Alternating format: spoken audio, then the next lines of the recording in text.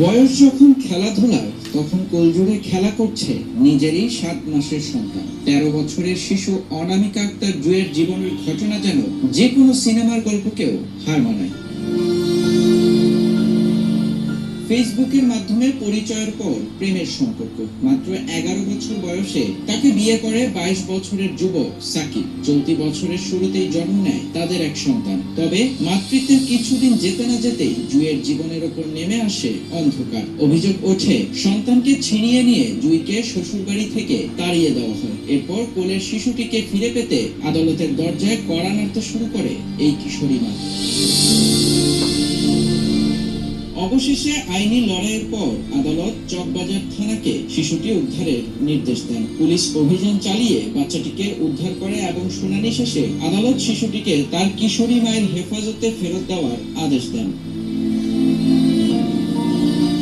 আদালতের এই শুনানিতে উপস্থিত আইনজীবী ও বিচারক দুজনেই চরম বিস্ময় প্রকাশ করে, কারণ জুই নিজেই এখনো 18 বছরের নিচের একজন শিশু। এই অবস্থায় সে নিজেই যেমন একটা বাচ্চা, তেমনি তার কোলের শিশুটিও সম্পূর্ণ অসহায়। ভবিষ্যতে এদের দুজনের দায়িত্ব কিভাবে নিশ্চিত হবে তা নিয়ে উঠেছে বড় প্রশ্ন।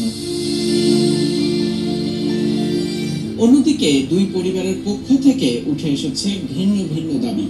জুই ও তার পরিবারের অভিযোগ, প্রলোভন দেখিয়ে অপ্রাপ্তবয়স্ক অবস্থায় তাকে নিয়ে গিয়ে নির্যাতন করা হয়েছে এবং সন্তান হওয়ার পর বের করে দেওয়া হয়েছে। বিপরীতে জুইয়ের স্বামী সাকিবের দাবি, জুই নিজের ইচ্ছাতেই তার কাছে এসেছিল এবং সন্তান ফেলে রেখে নিজেই বাড়ি ছেড়ে চলে যায়। তবে সব তর্ক বিতর্কের ঊর্ধ্বে গিয়ে দিনের শেষে জয় হয়েছে মাতৃত্বের। সব বাধা পেরিয়ে নিজের সন্তানকে বুকে ফিরে পেয়েছে 13 বছরের এই শিশু মা। দর্শক, ভিডিওটি দেখছেন এবং বুঝতে পেরেছেন ফেসবুক কি জিনিস।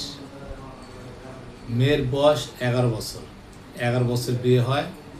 বিয়ের পরে তার গর্ভধারণ করে এখন তার কোলে 7 মাসের শিশু সন্তান। শিশু সন্তান হওয়ার পরে যে ছেলেটি বিয়ে করেছিল তার নাম সাকিব, বয়স তার 22 বছরের ছেলে 11 বছরের মেয়েকে বিয়ে করে। কিভাবে বিয়ে করে? তাদের ফেসবুকে পরিচয় হয়। দেখেন, শিশুদের হাতে মোবাইল দিলে যা ঘটে। পরিচয় হওয়ার পরে বিয়ে হয়। বিয়ে হওয়ার পরে কী করে? মেয়েকে বাড়ি থেকে তাড়িয়ে দেয়। এখন বাবা মা হয়তো রাগ করে খোঁজখবর নেননি, কী করবে? আর ফুটফুটে যে মেয়েটি, বিবাহিত যে মেয়েটি ফুটফুটে চেহারা, এখনও শিশুর কোলে শিশু। বুঝতে পেরেছেন? বোধহয় বাংলাদেশে খুব বিরল ঘটনা। এই একটি ঘটনায় সারা নেট দুনিয়া ছড়িয়ে পড়েছে। অতএব শিশুদের হাতে মোবাইল দিবেন, ঠিক আছে, টাইম টেবিল মতো দিবেন, এবং ফেসবুকে কি করে না করে এবং ফেসবুক তাদের দেখতে দিবেন না। তারা কার্টুন, গেম টেম এগুলো খেলুক। এইভাবে যদি ছেলেমেয়েদের প্রতি লক্ষ্য না রাখে। কদিন আগে একটি খবরে দেখা গেছে যে 6 বছরের মেয়ে, সে চিঠি লেখছে সাদা কাগজে, মা পড়ছে যে সে বাবু চায়, সে বাচ্চা চায়। তার সাথে একটা ছেলে বিয়ে হবে, বাচ্চা চায়। আরও একটি ভিডিওতে দেখা গেছে কয়েকদিন আগে যে 8 বছরের একটা ছেলে, 9 বছরের একটি ছেলে এবং 7 বছরের একটি মেয়ে, আর দুজনেই বের হয়ে অ্যাম্বুলেন্স নিয়ে চলে গেছে কোথায়? ফরিদপুর। তারা রাজবাড়িতে পুলিশ তাকে গ্রেপ্তার করে বাবা মার কাছে কী করে বুঝিয়ে দেয়। এবং ঘটনাটি আসলে আগে এরকম ছিল না। এই ফেসবুক, মোবাইল, হোয়াটসঅ্যাপ, ইমো, এগুলোতেই মানুষকে, বাচ্চাদেরকে ধ্বংস করছে। তাই আমাদের গার্ডিয়ান যারা আছেন তারা কমপক্ষে ছোটবাবু বলতে 6 থেকে 12 বছর ভিতরে লক্ষ্য রাখবেন। তারপরে ক্লাস 8, 9 এসএসসির আগ পর্যন্ত লক্ষ্য রাখবেন, কারণ 9, 10-এ ছেলেমেয়েরা বেশি, তারা এইদিকে তাদের নজর যায়। বেশিরভাগ, সবার না, শতকরা বর্তমানে 85%।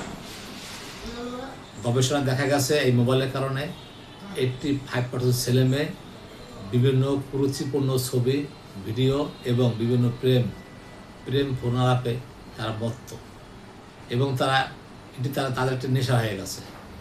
এই যে ফেসবুক লাইভে তাদের একটা নেশা হয়ে গেছে, তারা এটা নিয়ে সারাক্ষণ থাকে। নাই লেখাপড়া, নাই বাপার প্রতি কোনো নজর, নাই মায় মমতা। মানে এই ফেসবুক ভিডিও, ফেসবুক যে